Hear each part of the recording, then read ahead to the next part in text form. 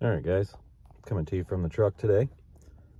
Thought I would go over this little thing that I put together.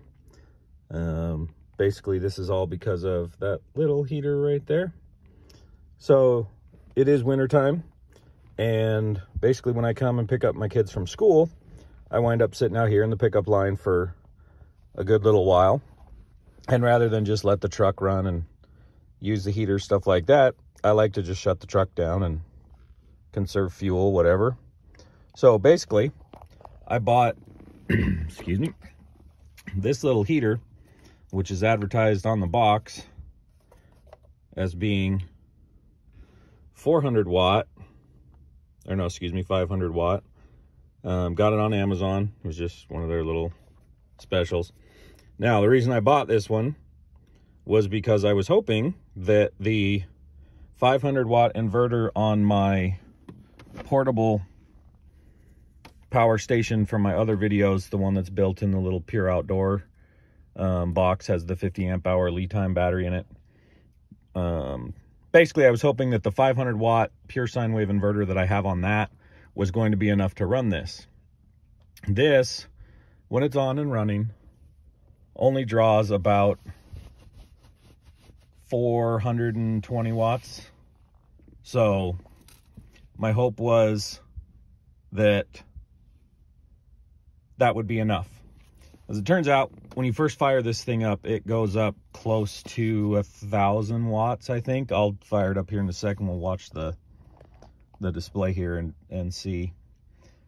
So basically, the 500 watt inverter on my other power box doesn't have enough to do the first fire up, you know, the initial surge power for this little heater. So basically, my big roll around power unit at home that I just did an update to the battery on. I just got the 300 amp hour battery.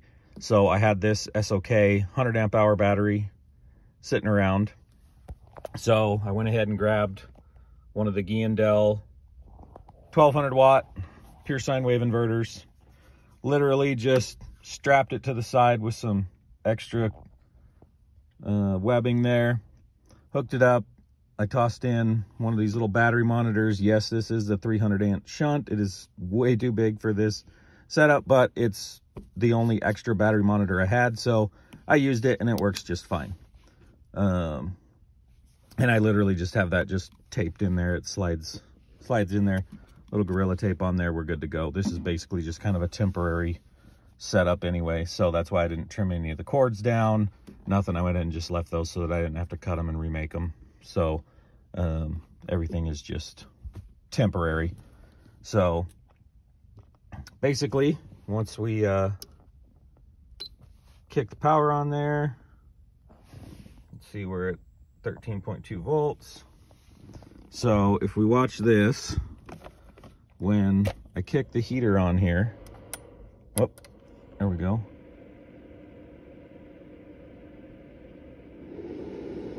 You can see that goes 1,100, 1,300 watts spiked there.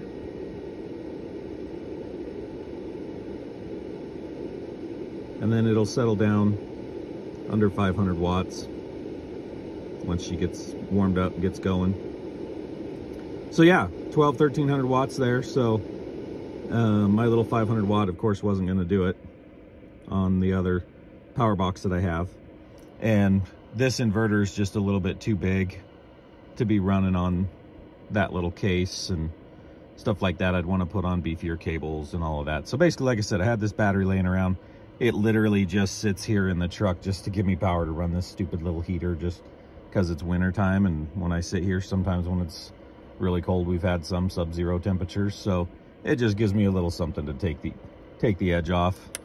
And it was just fun to build and put together.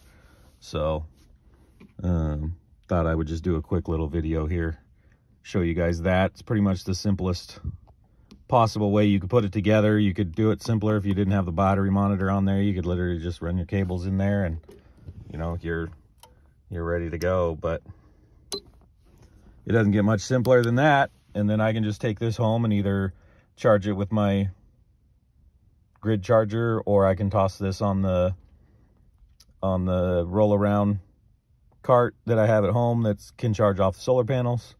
I've literally had this in the truck for weeks. Literally, this thing will run maybe 10 minutes. I mean, you know, I shut the truck down. It's warm when I get here. It takes 10-15 minutes for the truck to cool down. Run that for another few minutes, and then by that time, I'm firing the truck back up because the kids are out of school. So literally, it was just something fun and silly for me to do with the extra battery I had laying around and wanting to run a little heater that wouldn't run off of my 500 watt. So yeah, just buyer beware. You know, I bought this thinking, hey, 500 watts, 500 watt inverter should be good to go, right? Yeah, well, your startup surge current's a little higher than that. So keep that in mind if you guys are going to build something like that for something similar to run a little heater on. So maybe other heaters are different, but yeah, that one, like we just saw there, you know, 1300 watts just to get her kicked on and warmed up. And then it settles down to about 420, 440 watts. So it's not bad once it gets running, but that initial one, not enough for my other 500 watt inverter to do. So anyway, just something fun and goofy. I mean, literally this is, you know, this could be disassembled in about 3 minutes. You know, it took me all of like 20 minutes to toss it together. So just thought I'd share, see what you guys thought. Thanks for watching.